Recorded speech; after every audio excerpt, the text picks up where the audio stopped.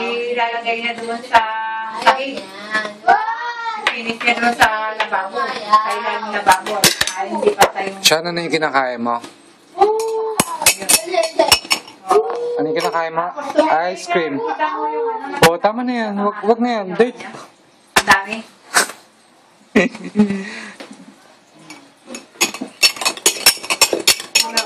Hindi naman na siguro. Sobrang ng ano. Pero yung sahig na binili mo plywood nandiyan sa budina ngayon, yun ang lalagay niya bukas para may tuntungan siya.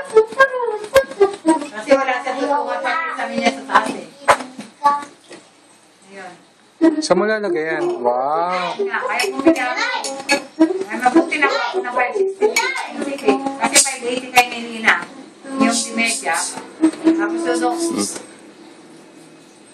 Hindi ah. LJ.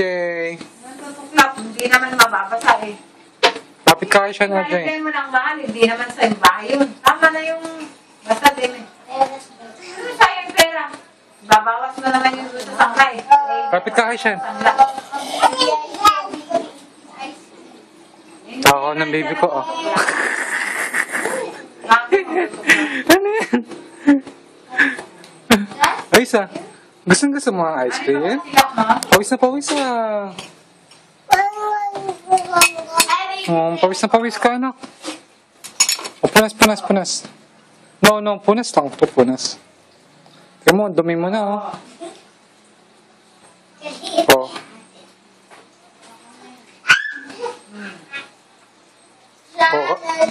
Okay. Ubus na ba yung ice cream mo? Patingin? Oo. Oh, naubos talaga. Very good. Patingin, ubus na ba? Ay, may laman pa. Akin na yan. O, ubusin mo na. May laman pa yung ice cream mo. Ubusin mo. Very good. Ha? Bibigyan mo si mama? Sabihin mo, ice cream. Ice cream. Sabihin mo nga, tingin ka rito. Sabihin mo, ice cream.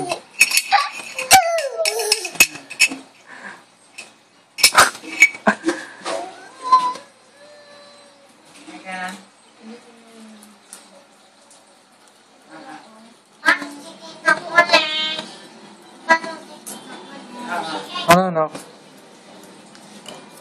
Ubus na ba yan? Ubus na ba yung ice cream mo? Ubus na ba? Pakita sa camera, bilis. Justin, pakita ka. Oh. Kasi nga, upalo nga. Kasi tumawag, di ba nung una, tumawag siya, no? Shan, ubus na ba yan, Shan? Sabi niya, Oh, tama na. Ubus na yan. Isa post niya sa Facebook.